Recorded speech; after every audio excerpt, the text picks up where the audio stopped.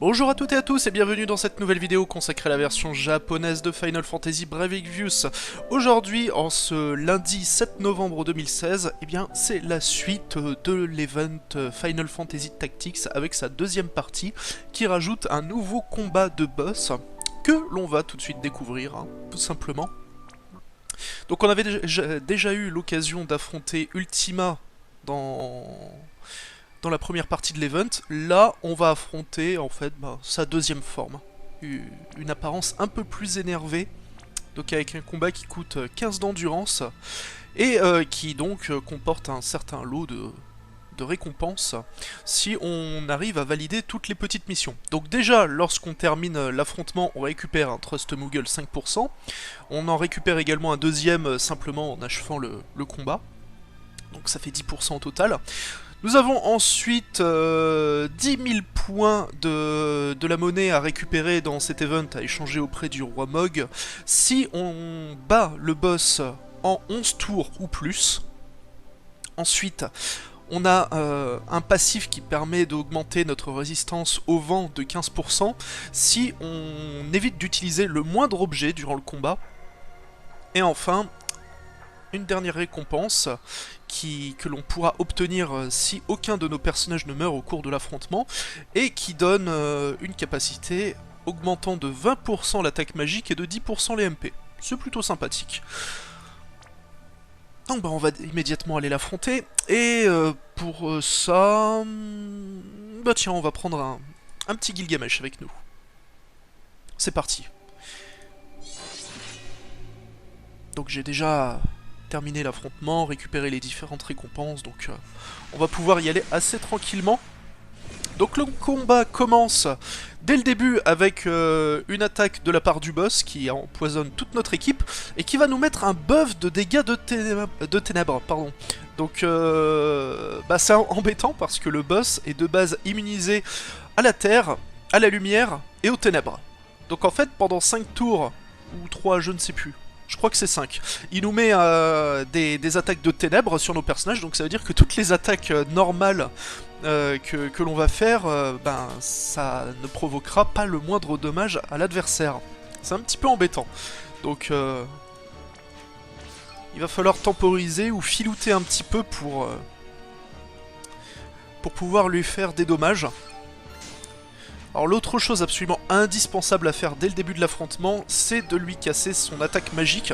Donc même si on essaye de le full break, en fait il y a juste son attaque magique qui peut être amenuisée, et c'est tout simplement indispensable parce que le boss balance plusieurs fois durant l'affrontement Ultima, et s'il n'est pas débuffé au moment de lancer Ultima, et notre équipe ne survit tout simplement pas à une telle attaque. Ok, bon Aileen, malheureusement, vu qu'elle a des attaques basées sur la terre, ouais, elle va pas pouvoir faire grand chose. On va lui mettre du régène, parce que tiens, si on fait plutôt analyse. Voilà, on remarque bien donc qui est immunisé à la terre, à la lumière et aux ténèbres. Il est par contre pas immunisé à l'aveuglement, hein, mais bon... Il fait de temps en temps des attaques normales, mais pas très puissantes, donc c'est pas ça le plus gros problème durant l'affrontement. Alors par contre, avec Baltier, on a la possibilité de se buffer dans un autre élément, donc on va aller taper sur quelque chose dont il n'est pas immunisé, par exemple du feu. Et dans le cas de Gilgamesh, Gilgamesh il a par exemple une attaque de vent, donc ça devrait pouvoir produire quelques dommages, je pense, à moins que ce Gilgamesh soit équipé d'une arme élémentaire. Non. Non, il n'a pas d'arme élémentaire. Donc de base, il ne ferait pas de dégâts. D'ailleurs, à noter que c'est un démon, le boss, donc si on est équipé de Diabolos ou du passif Demon Killer, on provoquera plus de dommages sur lui.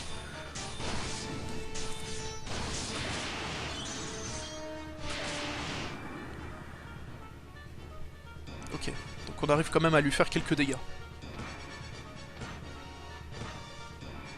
Voilà, des attaques normales pas franchement très impressionnantes. On va tout de même mitiger les dommages que l'on reçoit, augmenter la puissance d'attaque, se mettre un petit régène, parce qu'après tout, pour l'instant, Aileen ne peut pas faire grand chose de plus pertinent.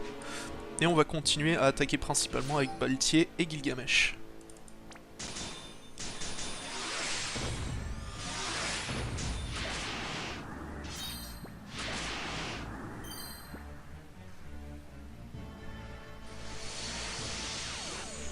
Et donc voilà Ultima. Donc il y aurait une puissance redoutable si son attaque magique n'avait pas été amenuisée.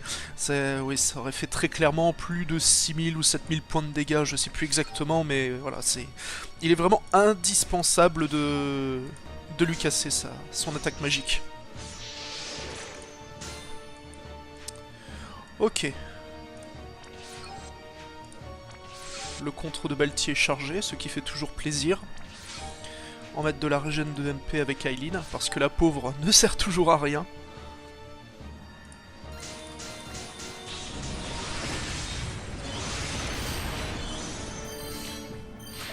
Cette fois on lui a fait bien mal.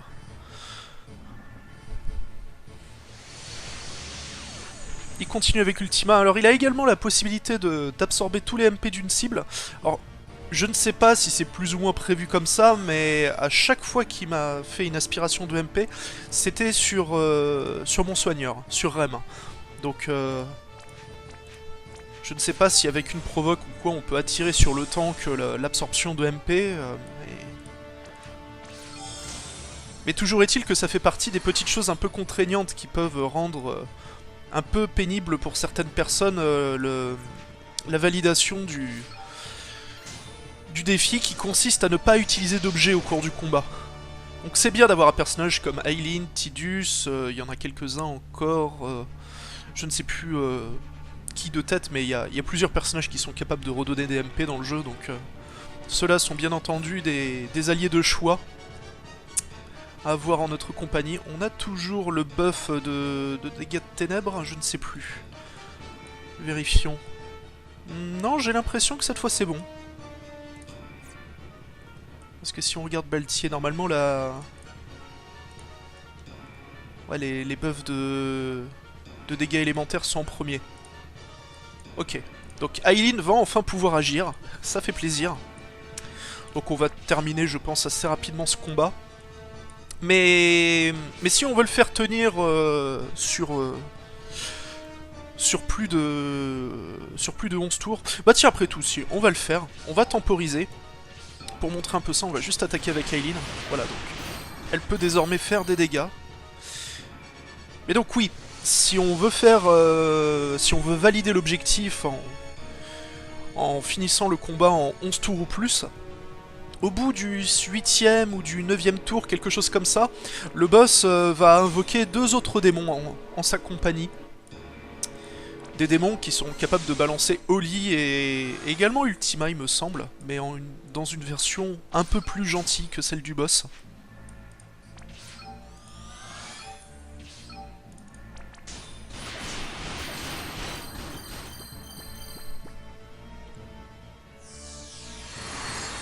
Alors oui, c'est vrai, il y avait cette dernière attaque. Il peut mettre également des altérations d'état.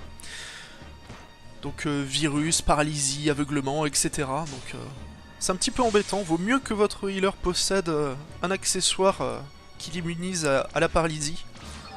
Histoire de ne pas avoir de vilaines surprises.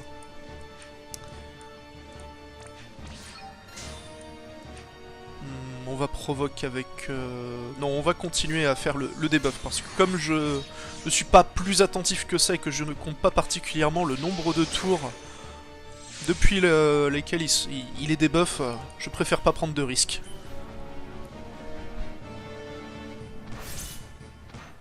Donc les attaques normales.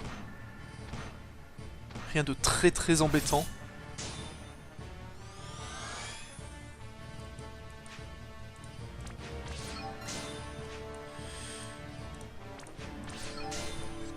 On va se rebuffer et on va se protéger avec tous les autres personnages, vu que de toute manière là, il suffira d'une ou deux attaques supplémentaires pour en venir à bout. Voilà, l'absorption de MP qui a donc été lancée sur Rem. Comme j'avais dit, ça peut être un problème, mais bon.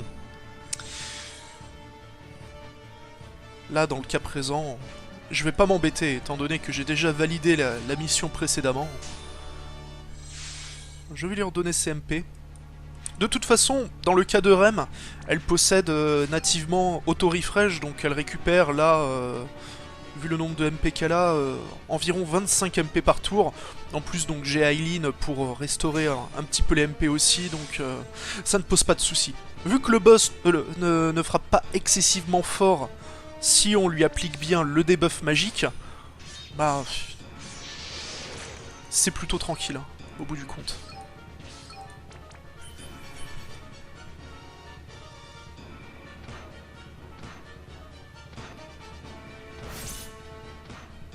Mais du coup, on se retrouve encore une fois avec un boss d'event qui ne fait pas bien peur, qui est encore une fois un petit peu décevant, mais qui reste du coup à la portée de la majorité des joueurs. Donc c'est tout de même un avantage. Alors on va encore se protéger, et je pense qu'au prochain tour, il devrait invoquer ses petits copains. Voilà, ils arrivent. Et directement, pas le temps de niaiser, ça balance des Oli, un Ultima en plus. Bon, la puissance des monstres n'est pas très impressionnante, voilà, ils font des Oli entre 500, ouais, entre 100 et 500 de dégâts, c'est globalement assez anecdotique.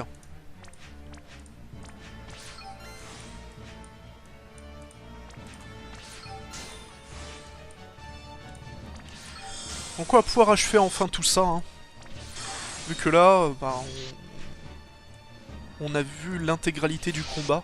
Il n'y a pas grand chose d'autre que le boss pourra montrer de toute manière. Non, en fait, rien de plus, vraiment. Autant en terminer. Bien entendu, ses compagnons sont également des démons. Donc Demon Killer donne des dégâts supplémentaires.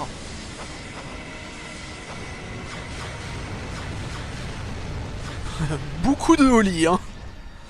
Ça s'est un peu enchaîné, mais bon, voilà. Même si ça balance 36 milliards d'effets visuels, au bout du compte, les dommages ne sont pas franchement là.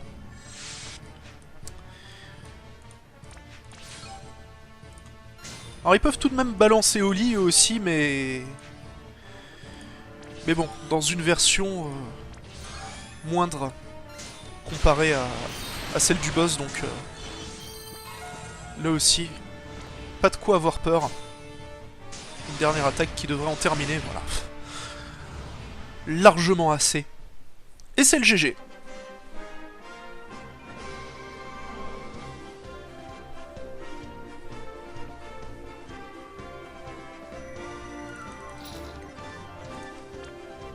Donc, bah, un combat accessible, et avec des récompenses sympathiques, en particulier la capacité qui permet